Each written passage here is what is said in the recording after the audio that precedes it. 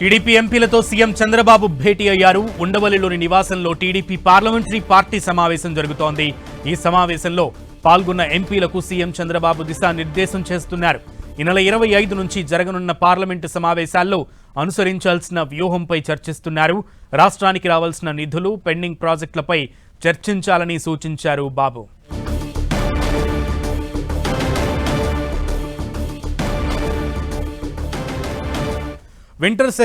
Parliament winter sessions లో ఏ విధంగా ముందుకెళ్లాలి, ఎలా రాష్ట్రానికి రావాల్సిన నిధుల గురించి అడగాలనే దానికి సంబంధించి దిశానిర్దేశం చేస్తున్నారు చంద్రబాబు. పూర్తి సమాచారం మా ప్రతినిధి రవిచంద్ర అందిస్తారు. రవిచంద్ర,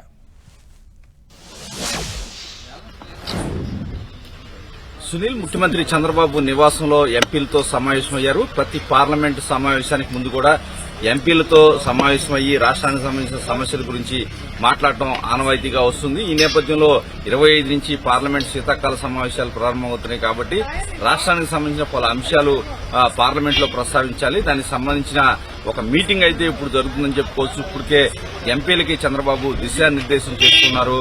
గతంలో జరిగిన మీటింగ్స్ లో కూడా ఎంపీలకి కొన్ని బాధ్యతలు, అంటే ఒక షాడో టీమ్ లాగా ఏర్పాటు చేశారు. ఒక మంత్రిత్వ శాఖకు సంబంధించిన పనులు కేంద్రంలో ఫాలో అప్ చేయడానికి ఒక్కొక్క శాఖకు సంబంధించి ఒక్కొక్క ఎంపీకి ఆయన బాధ్యతలు అప్పగించారు. ఆ విధంగా ఎంపీలు కూడా మంచి కోఆర్డినేషన్ తో పనిచేస్తున్న పరిస్థితి ఉంది. వాటి పురోగతి గురించి కూడా చర్చిస్తున్నారు. ముఖ్యంగా కేంద్ర మంత్రి రామ్మోహన్ నాయుడు ఇక్కడ కీలకంగా వ్యవహరిస్తున్నారు.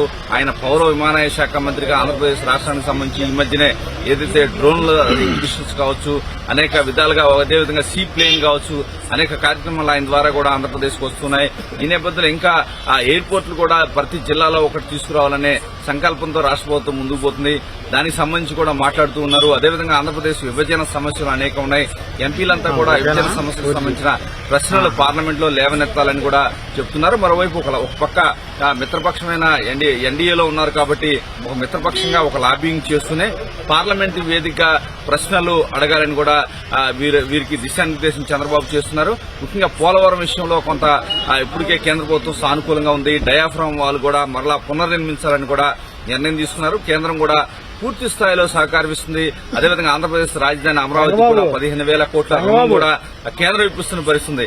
ఈ నేపథ్యంలో కేంద్రం అనేక విధాలుగా ఆంధ్రప్రదేశ్ అండగా నిలుస్తుంది.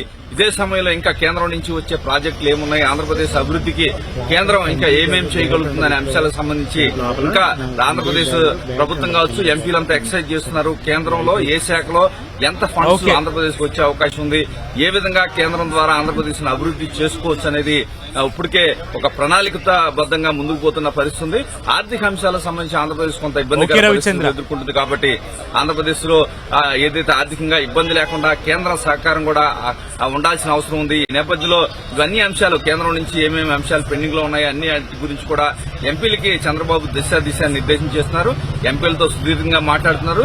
25 నుంచి పార్లమెంట్ లో అనుసరించాల్సిన వ్యూహానికి సంబంధించి ఎంపీలతో అయితే మాట్లాడుతున్నారు. ఈ మధ్య కాలంలో వచ్చిన కొన్ని అంశాలు కూడా తెరపైకి వస్తున్న పరిస్థితి ఉంది. అవన్నిటి మీద కూడా కొంచెం సమన్వయం పాటించి పార్లమెంటు శీతాకాల సమావేశాల్లో జాగ్రత్తగా ముందుకు పోవాలని ఎంపీలకి చంద్రబాబు చెప్తూ ఉన్నారు.